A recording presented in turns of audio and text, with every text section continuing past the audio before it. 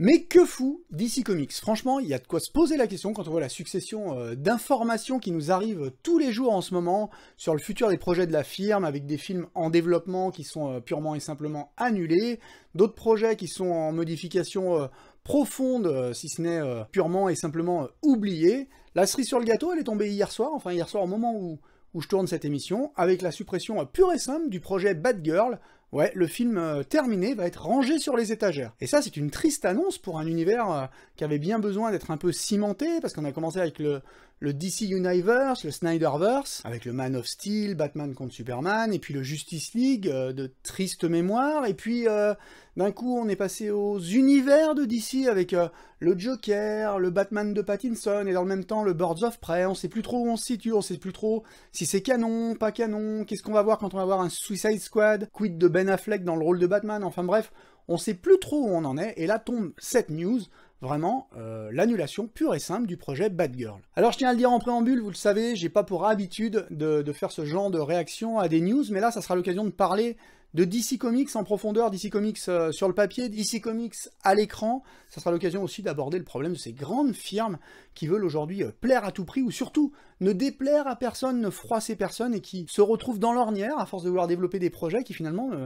ne contentent pas grand monde. C'est un petit peu le problème de Marvel dernièrement, c'est vraiment le problème de DC Comics, et on va voir ça dans cette petite émission. Un autre préambule, hein, vos pouces compte plus que jamais, c'est une petite chaîne, je vous demande pas de vous abonner, c'est une chaîne qui part dans tous les sens, donc je comprends que ça soit difficile à suivre, je comprends qu'on n'ait pas envie de se taper de la guitare, de la musique, qu'on parle de groupes français, ça vous intéresse pas forcément, mais s'il y a un contenu qui vous plaît, qui vous touche, franchement, un petit pouce, ça coûte rien, et ça facilite grandement le référencement de la chaîne. Voilà. Il faut aussi préciser tout de suite que le projet Batgirl ne me touchait pas particulièrement. C'était pas un projet que j'attendais avec une grande impatience, franchement, je pensais même pas aller le voir. Alors au début, ça a été un projet qui a été développé pour le grand écran, à la base on savait pas trop où il allait finir, et puis très vite il a été développé pour HBO Max, donc pour le petit écran, pour les services de streaming, et puis finalement c'est un projet, moi, qui me tentait pas trop. Vous savez l'attachement que j'ai au personnage de Batgirl, globalement à la Bat Family dans son intégralité, donc Batgirl c'est un personnage que j'aime bien. Là, la façon dont ça se présentait, j'avais pas trop confiance, ça ressemblait un peu à un truc CW,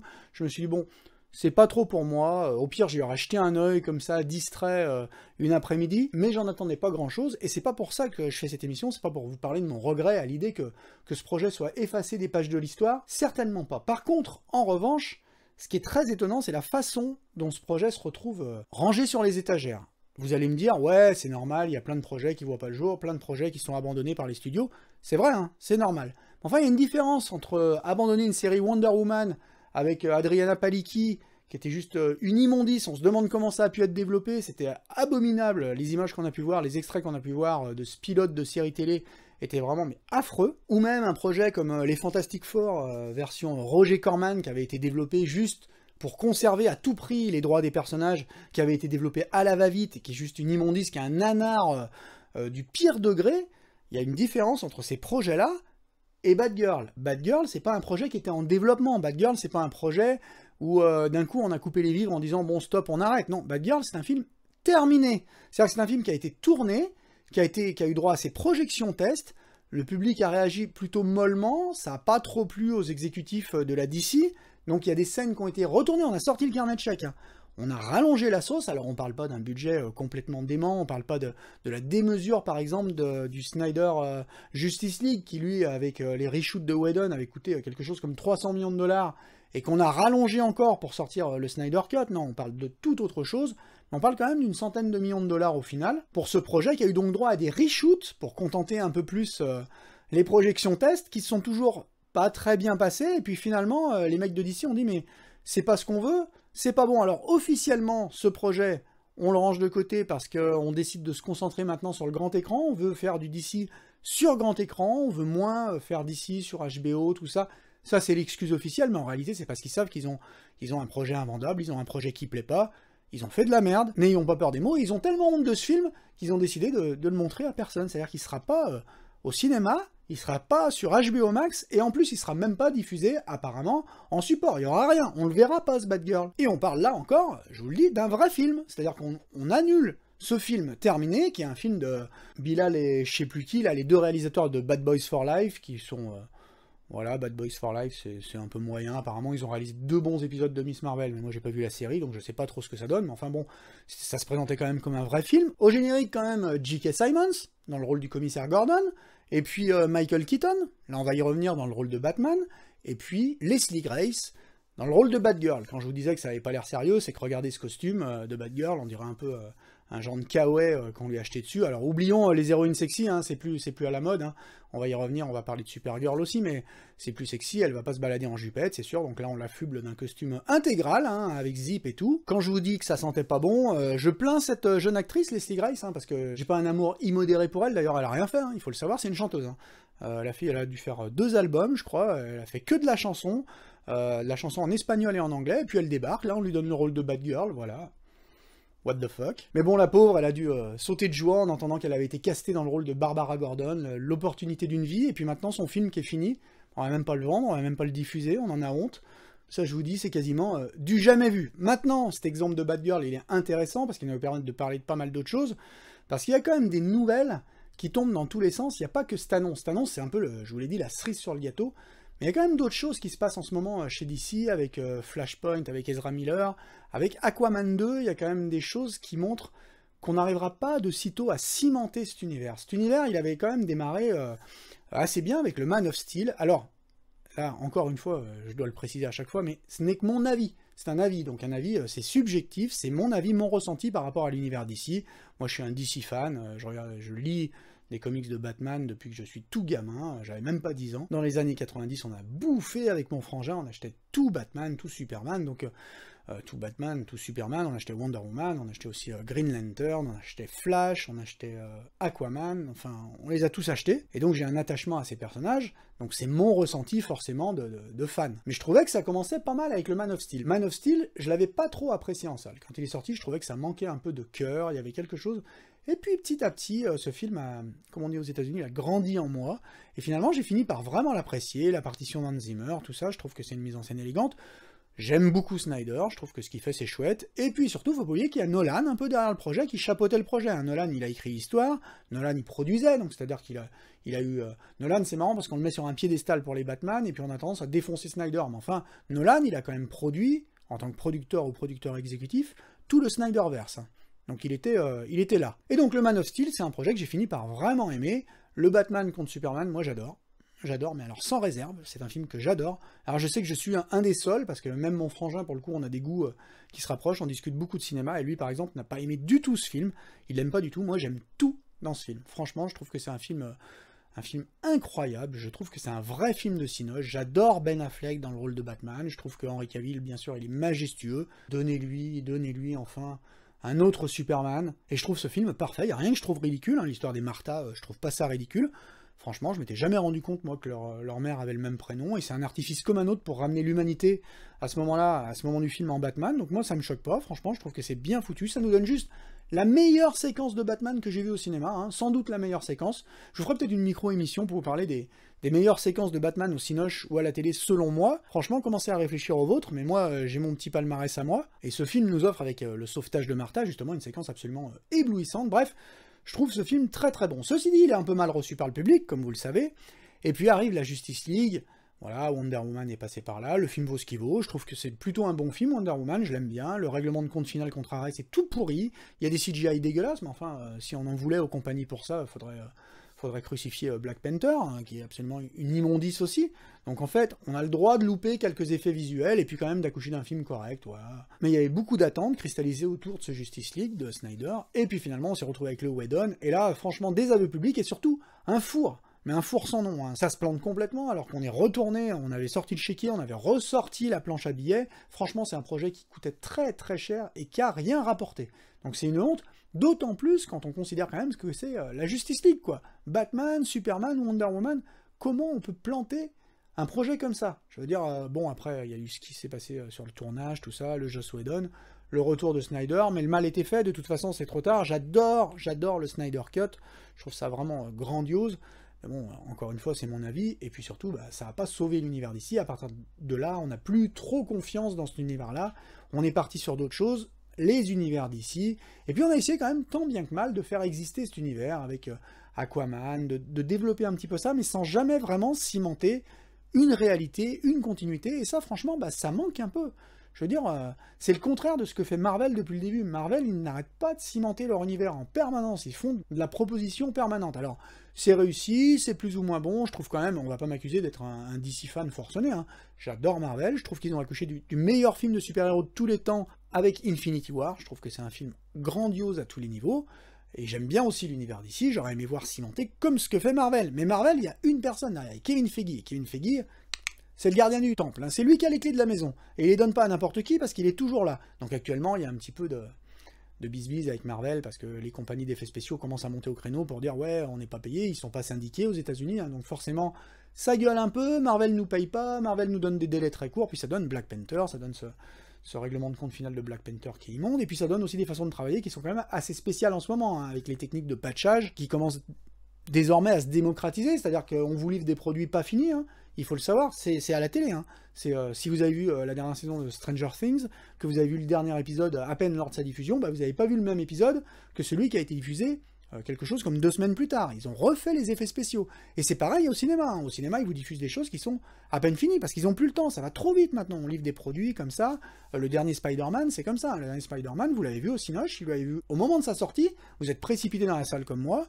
Bah, si vous aviez attendu quelques semaines, vous auriez vu un autre Spider-Man, les effets étaient déjà finalisés. Donc je veux dire, même Kevin Feige n'arrive pas à garder la main sur tout ça, ça va très vite, ça va trop vite, on sort des projets comme ça les uns à la suite des autres. Malgré tout, Marvel, il y a quand même une cohérence. On n'aime pas, on aime certains projets, on n'en aime pas, c'est ce que je fais, moi.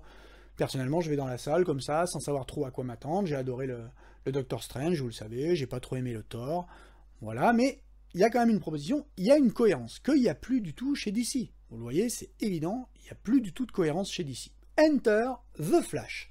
Et là, il y a un problème, parce qu'on va pas parler de développement L, parce que ça va pas durer des décennies, mais ça dure déjà depuis suffisamment longtemps, le projet The Flash. Faire un film The Flash, très vite est apparue l'idée de Flashpoint, donc d'adapter cette série Flashpoint, et là on va parler brièvement du comics, parce que Flashpoint c'est l'une des meilleures séries DC que j'ai eu l'occasion de lire. Je trouve que c'est vraiment bon, je trouve qu'il y a un très bon parti pris, je trouve que ça raconte ce que ça a raconté en très peu d'exemplaires. C'était une mini-série qui est devenue en fait une maxi-série, parce que je crois que c'est 4 épisodes, Flashpoint, 4 ou 6 épisodes, mais autour, il y a tous les titres qui gravitaient, et qui en faisaient vraiment un projet d'ampleur, qui était censé rebooter l'univers d'ici.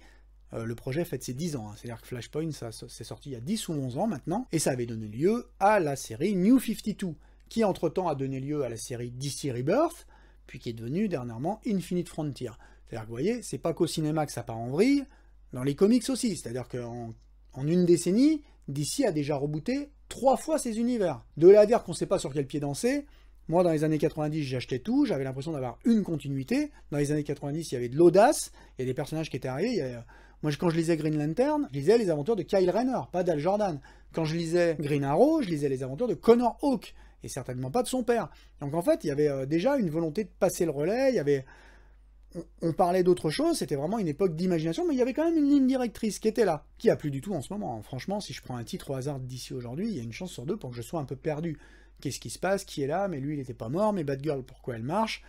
C'est un peu perturbant parfois. Mais bref, cette série Flashpoint, c'est une histoire toute simple. D'ailleurs, elle a déjà été plus ou moins adaptée dans la série télé The Flash, qui vaut ce qu'elle vaut, mais qui n'est pas désagréable. Et le postulat de départ est super simple. Barry va faire une erreur, il va modifier le cours du temps, il va tenter de changer le cours de son histoire, mais en faisant ça, il change le cours de la grande histoire, et il revient dans une réalité qu'il ne reconnaît plus, c'est plus la sienne. Batman n'est plus là, plus de Bruce Wayne, mais son père, Thomas Wayne, qui a endossé le costume. Et puis surtout, les personnages qu'on connaît ne sont plus du tout les mêmes, il n'y a plus le Aquaman qu'on connaît, Wonder Woman n'est plus la même, les personnages sont partis dans d'autres directions, de toute autre direction, Superman est totalement absent. Où est Superman? C'est un ressort du récit qui est vraiment passionnant, avec un Superman, et ça je peux vous le garantir, tel que vous ne l'avez jamais vu. Donc c'est un récit ample, ambitieux, qui cherche à bousculer les lignes. Bref, Flashpoint, c'était un petit peu l'occasion, sans doute au cinéma, de cimenter, comme je vous le disais, l'univers d'ici. C'est-à-dire qu'on allait faire quelque chose qui allait bousculer les lignes pour un petit peu remettre de l'ordre dans cet univers d'ici qui est un peu parti dans tous les sens. Alors bien entendu, il ne s'agit pas d'aller toucher au Batman de Matt Reeves, il ne s'agit pas non plus d'aller toucher au Joker, au projet un peu sérieux, mais l'univers qui a été initié par Snyderverse, peut-être de lui remettre un peu de glu, de coller tout ça avec un Flashpoint assez ambitieux. Vous pouvez trouver le script sur internet qui a déjà fuité 10 fois. Je pense qu'il y a toute la vérité dedans, hein. Je pense qu'on peut pas se dire que c'est complètement du fake. Et sur ce Flashpoint, on avait hésité à faire revenir Ezra Miller. Ezra Miller, il avait pas trop plu dans Justice League, mais en même temps, il divisait, mais en même temps, est-ce qu'on partait avec un nouvel acteur, ça aurait peut-être encore plus perturbé. On a gardé Ezra Miller, et ce Flashpoint, c'était le Flashpoint qui était destiné à passer le relais au nouveau Batman de l'univers d'ici, Michael Keaton. Vous ne rêvez pas, Michael Keaton, 70 ans, le nouveau Batman de l'univers d'ici. Problème, c'est que DC se retrouve avec une patate chaude, et cette patate chaude, c'est ce Flashpoint, qui est fini, réalisé par Andy Muschietti. Alors Andy Muschietti, c'est le mec de ça. Pour le coup, dernièrement, on parlait de mise en scène.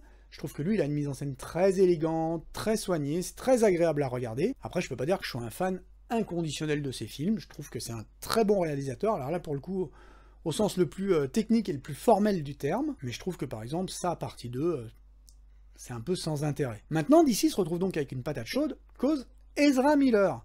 Alors là, on va pas éplucher les pages de gala, mais enfin, il faut savoir qu'aux États-Unis, Ezra Miller pose un vrai problème. Il est parti en couille, complètement en couille, c'est-à-dire que le mec, sa vie privée, c'est une tornade de n'importe quoi. Enfin, je vous laisserai regarder sur le net si ça vous intéresse, mais en résumé, le mec, il se prend des injonctions, des interdictions d'approcher de plein de gens, de mères et de leurs enfants, il est ultra violent, il se passe pas une semaine sans qu'il n'y ait pas une altercation, et d'ici se retrouve avec ce mec qui est complètement parti en vrille, qui devrait faire sans doute une cure de... je sais pas quoi, je sais pas s'il se drogue. En plus, quand vous lisez, alors moi je lis forcément tout sur les sites américains, quand on parle de lui, c'est un transgenre qui ne se définit pas, alors, je sais pas comment, dans la communauté LGBT, je sais pas comment on parle de ça, mais il faut l'appeler à la troisième personne du pluriel. C'est-à-dire quand vous lisez un truc, moi la première fois que j'ai lu ces news sur lui, je me suis dit, mais qui il parle? Il était avec qui? Parce que il parle de lui à la troisième personne du pluriel. Donc, ils au pluriel, ils sont entrés dans un bar, ils ont eu une altercation, et moi je me dis, mais ils sont avec qui? Avant de comprendre qu'on parle de lui à la troisième personne. C'est-à-dire que le mec, il n'est ni homme ni femme, et puis alors il se fout dans des embrouilles pas possibles, il crée des... Enfin bref, DC, décemment, ne peut pas cautionner les agissements de ce mec. On peut dire qu'il n'y a pas de fumée sans feu, mais je peux le défendre, et puis je m'en fous, je le connais pas, je sais pas ce qui se passe dans sa life, mais toujours est-il que là, ça fait quand même beaucoup. Ça fait vraiment beaucoup pour un seul homme, et DC se retrouve avec ce projet, Flashpoint, dont ils savent pas trop quoi faire, parce que le projet, il est censé sortir en 2023. C'est-à-dire qu'on devrait être en train d'en parler de ce projet, et là, on n'en parle pas, sachant que Ezra Miller fait plusieurs rôles dedans, hein, donc il joue le rôle de plusieurs Flash, de réalité parallèle, alternative, enfin bon, bref, il est partout. Hors de question de le remplacer, hein. Donc le film est fini, de toute façon, quoi qu'il se passe, le film est fini. Voilà, on fait avec, on le sort ou pas. Je sais pas trop ce qui va se passer, pour l'instant, il parle toujours de le sortir, mais il y a quand même des indications qui nous donnent à réfléchir. Et oui, parce que dans ce nouveau Flashpoint, on était censé introduire le nouveau Batman de l'univers d'ici, Michael Keaton. Ça c'est officiel, hein, il avait signé pour 3 films pour l'instant, pour plusieurs. Il reprenait le rôle de Batman à 70 ans.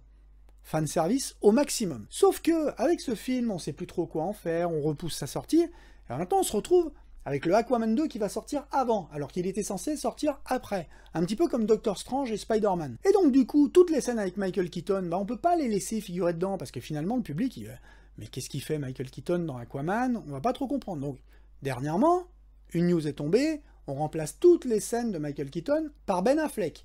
Donc le Aquaman 2 terminé, où déjà on a des problèmes avec Amber Heard, on sait pas trop quoi faire avec elle, ça sera sans doute ces derniers jours dans le costume de Mera, et ben on doit en plus dealer avec le remplacement de Batman, donc Ben Affleck va retourner les séquences de Michael Keaton. Déjà vous sentez, hein, ça sent un peu le soufre. Mais en plus, on a donc cette annonce qui tombe de l'annulation de Batgirl. Batgirl, au générique duquel il y avait ce même Michael Keaton. Donc on est en train de se dire, on est en train un peu d'effacer toutes les retombées, pour l'instant, cinématographiques de Flashpoint. Parce que là, Michael Keaton, qui était prévu 3 fois au cinéma, on le verra pas dans Aquaman 2, on le verra pas dans Batgirl, d'ailleurs Batgirl, on le verra pas du tout. Donc exit Michael Keaton. Qu'est-ce qu'il nous reste aujourd'hui? Il nous reste ce Flashpoint qui est censé établir une continuité différente de l'univers d'ici, et cimenter, comme je vous le disais, essayer de colmater un peu tout cet univers ensemble pour en faire quelque chose de cohérent. Et ça n'arrivera pas. On va pas se mentir, je ferai pas les paris avec vous, je jouerai pas au jeu de je vais me raser la tête si le film sort et tout, mais franchement, je pense que le Batgirl, effectivement, on le verra jamais, il va toujours fuiter à un moment ou à un autre, on en aura quelques images, mais enfin, ça n'a pas l'air dingue. Le Aquaman, il va sortir tel quel avec Ben Affleck, et je pense que le Flashpoint, DC ne sait pas quoi en foutre. Aujourd'hui, ce projet sur lequel tant d'espoir était cristallisé, franchement, y compris les miens, parce que autant j'attendais rien de Batgirl, j'adore le personnage, j'adore la BD Batgirl Year One, vous savez à quel point j'aime la BD, Barbara Gordon, ce personnage que je trouve absolument dingue, j'adore ce personnage, là j'avais aucune confiance dans ce qu'ils allaient en faire, donc c'est pas un crève-cœur. Par contre, le projet Flashpoint, Franchement, j'aime pas du tout Ezra Miller dans le rôle de The Flash. Ça, faut bien que je l'avoue. J'aime pas du tout son interprétation. Je trouve qu'ils en ont fait une espèce de bouffon qui rigole, qui sait pas trop où il se situe. Franchement, ils l'ont laissé jouer un peu n'importe comment. Et c'est pas la vision que moi j'ai du personnage. Hein. Je vais conclure d'ailleurs là-dessus, sur ces personnages d'encre et de papier. Mais franchement, c'est pas la vision que j'ai du personnage. Mais malgré tout, j'avais envie de voir un projet qui donne un peu de la crédibilité à cet univers qu'on a tant besoin. Parce que franchement, quand je vois les premières images de Black Adam, je trouve que ça a de la gueule. J'aime beaucoup The Rock. Je trouve que c'est un acteur qui a vraiment...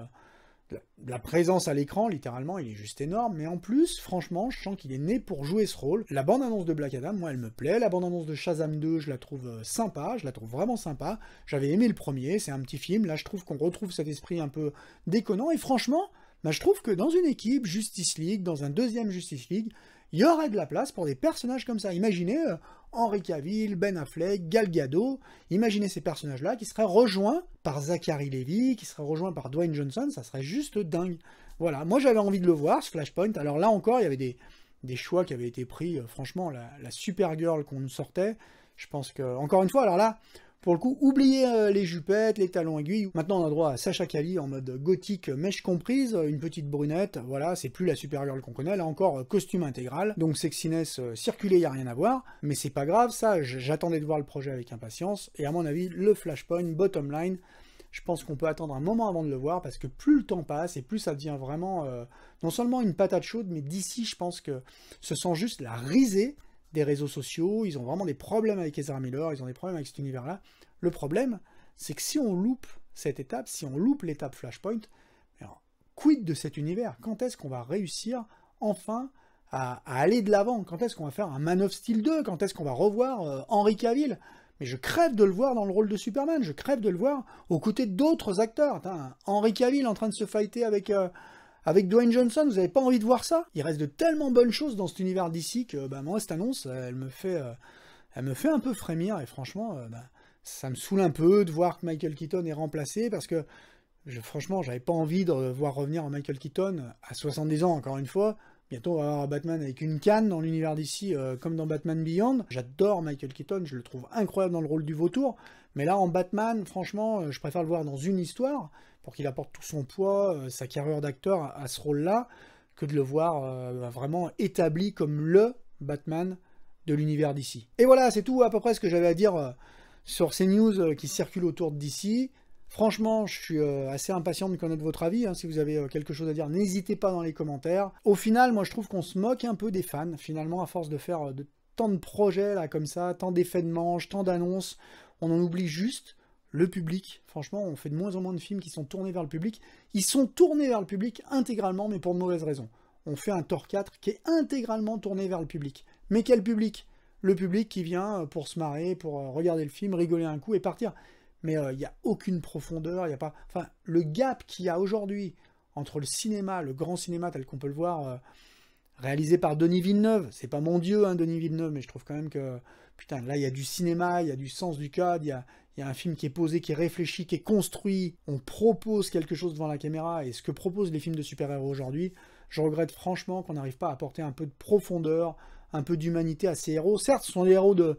Chacun a son interprétation de ces héros, ce sont des héros d'encre et de papier. Mais enfin, moi j'ai grandi avec, je considère qu'on ne peut pas faire n'importe quoi avec ces héros-là. Voilà, n'hésitez pas donc à réagir, je sais pas ce que vous en pensez, vous de l'univers d'ici, je sais pas si vous aimez autant que moi Batman contre Superman, certainement pas. Je sais pas si vous attendiez quelque chose de Batgirl, et si cette annonce de la suppression de Batgirl vous étonne ou pas. Dans tous les cas, n'hésitez pas à réagir, ça me fera très plaisir.